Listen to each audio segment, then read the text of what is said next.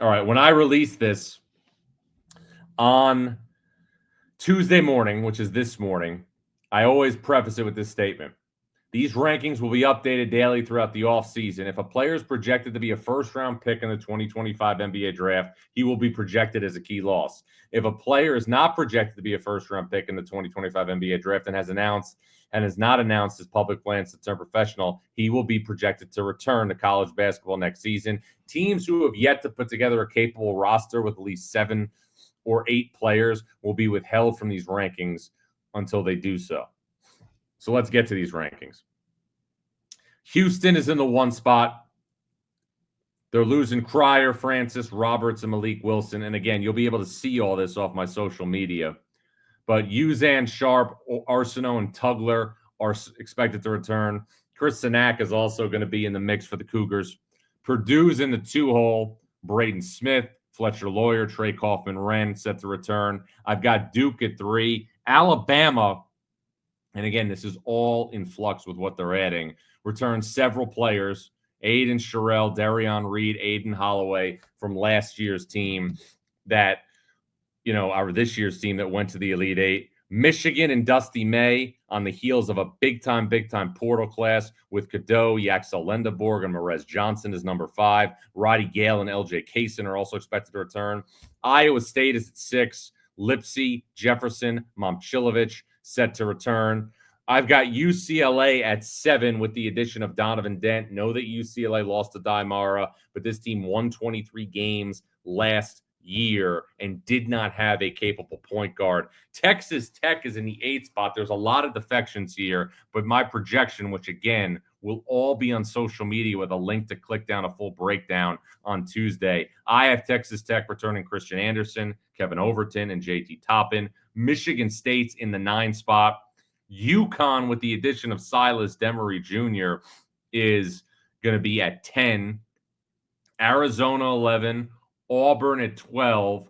Auburn, again, has several players to get in the transfer portal. Keyshawn Hall from UCF committed last week. That's a big get for Bruce Pearl. Oregon, Florida, Kentucky, 13, 14, 15. Love what Kentucky is doing in the transfer portal so far with Jalen Lowe from Pitt and Mohamed Diabate from Alabama. St. John's, I'm going to get to later in more depth, but I have St. John's at 16 right now. Rick Pitino told me when I talked to him on Sunday, St. John's is still looking to add multiple guards in the portal, so you got to keep your eye on the Red Storm. BYU is 17. Arkansas is 18. Louisville, who has done a great job in the portal, is at 19. Tennessee's at 20. Wisconsin, Creighton, Ohio State, North Carolina, Mississippi State round out the top 25, but I do 45. Ed Cooley in Georgetown at 26. Then I go Missouri, San Diego State, Illinois, and Kansas. That takes us to 30. St. Mary's is 31, followed by Texas, Cincinnati, Kansas State, and Marquette at 35. USC, Baylor, Northwestern, TCU, and Gonzaga take us to 40. And then we go Notre Dame, Georgia, SMU, Nebraska, and LSU. So things are obviously in flux. There's a couple of teams there that have not fielded teams that I expect, obviously, to be in the mix. You're keeping your eye on Maryland with Buzz Williams. You're keeping your eye on Kevin Willard and Villanova. Obviously, Chris Beard is going to put together a team at Ole Miss. Obviously, Penny Hardaway is going to put together a team at Memphis. But again, stay tuned every morning during the offseason. I am going to continue to update these rankings.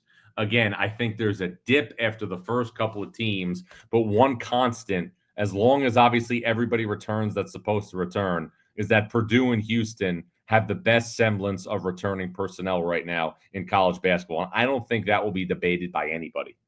I'm fully expecting Purdue and Houston to start next season 1-2, just based on the way things are going. Now, with the transfer portal, with portal combat, things can change in an instant. But for all intents and purposes, that's where we're going right now. Purdue and Houston at 1-2.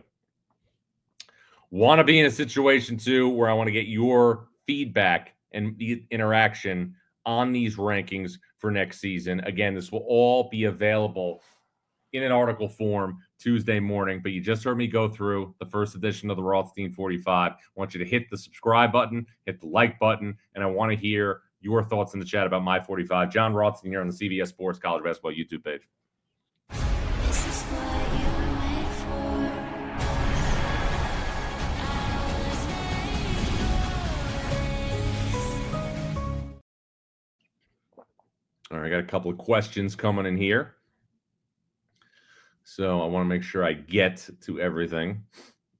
Randy says, John, Kansas at 30 with the number 1 overall pick coming in is crazy. Well, it's not really crazy, Randy, because look at what Kansas had the last couple of years. Kansas is coming off the worst 2 years ever under Bill Self. Ever.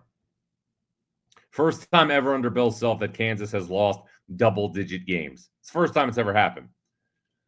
Kansas's point guard, or projected point guard until they get another one, Marco Jackson, is coming off a year where he didn't play. Darren Peterson, I know, is a big-time talent. I know Trey White's a capable player, but this is still Kansas. And Kansas loses DeJuan Harris, KJ Adams, Hunter Dickinson, Zeke Mayo. Not that those players were setting the world on fire, but I have such a hard time in this climate putting a lot of stock in teams that have not done things together. I'm not going to be in a situation where I'm going to anoint Kansas, at least not yet, higher than 30. Because for all intents and purposes, I'm looking at Kansas as a team that is a virtual unknown. Connor Collins says, John, Gonzaga at 40. This is what, and I want to go through right now why I have Gonzaga at 40. This is what the projected roster I have right now for Gonzaga, a team that desperately needs to hit the portal. Braden Smith, who redshirted a transfer from Colgate. Jalen Worley, a guy who transferred, was at Florida State, then at Virginia, now at Gonzaga. Steele Venters, who has not played in 2 years. Emmanuel Innocente, who was a role player last year, and Braden Huff. You lose Ryan Nembhard. You lose Nolan Hickman. Caleb Battle, Graham Ike, Ben Gregg, all gone. That's why Gonzaga is at 40. Pranav wants to know, John, why are you so high on Michigan State? I value returning personnel. So if Jeremy Fears is going to be back at point guard and Jackson Kohler is going to be back up front and Cone Carr is going to be back as a wild card and you have Carson Cooper and Tom Izzo, that's good enough for me. I'd feel better if Trey Holloman was back. I'd feel better if Jace Richardson decided to come back. But this is the way I do things. If you're projected to be a first-round pick by the mock projections, I'm going to slot you in as going. And if you're 31 or after, I'm going to slot you in as coming back to school. That's the best way to do it. A slice of toast wants to know, John, could you see Michigan dipping if Yaxel Lendeborg leaves for the NBA? Yeah, I definitely could. I don't think, though, that Dusty May would leave Michigan shorthanded. I think they would get another big. But Dusty May has quickly proven that he can swiftly navigate the transfer portal. He got Elliot Cadeau and Morez Johnson in back-to-back days. Seamlessly got those guys to commit. And at least as of now, you're able to retain Roddy Gale and LJ Kaysen, a player who I think is going to have a big-time breakout season next year. Michigan, just like Dusty May did last year, is put together like a team that's going to compete for a Big Ten championship. Will wants to know, John, what are your expectations for Sean Miller in his first year at Texas? Well, look, Sean Miller, I think, has done a pretty good job retaining some of the players that he went against in the NCAA tournament this year when he was coaching Xavier against Texas. Tremont Mark, Jordan Pope, Kendall Weaver is a really good nucleus for Sean Miller to build around next year. Dalen Swain, a player who I expect to break out next year, who played for Sean Miller at Xavier, was a big-time get. So those four give you a pretty strong nucleus of guys to build around for Sean Miller at Texas. But you're building for the year one in the SEC. And make no mistake about it, This is the golden age of SEC basketball. And with Texas's hire of Sean Miller, 9 of the sitting 16 head coaches in the SEC have at least been in the Elite Eight. 9. That may have changed now with Todd Golden being a national champion. Let me double check that while we're doing it live right here, just to make sure that I have that stat correct. I'm just going to look at the SEC standings real quick right now. But I know that it was 9 with Miller. It might be 10 now because Todd Golden obviously is a national champion. Because you look at the coaches in the SEC, just bear with me one sec. I just want to go through the SEC standings here at 1 o'clock in the morning. Miller, Calipari, Oates, Beard, Pearl, that's 5. Again, I'm trying to get these SEC standings up right now. It's the epitome of brutality. Okay, here we go. Pearl, Golden, Oates, Barnes. Buzz Williams is no longer in the league. Beard, Calipari, Mosier, Miller.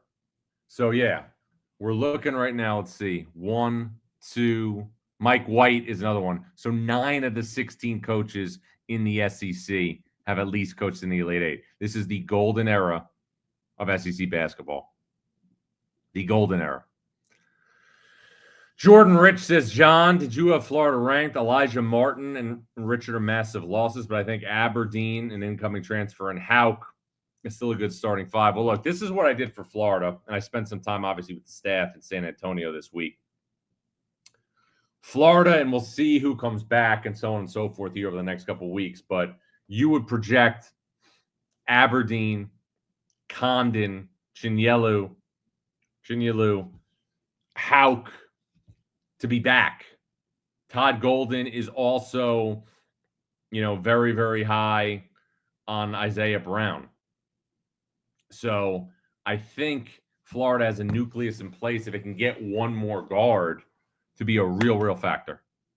A real factor.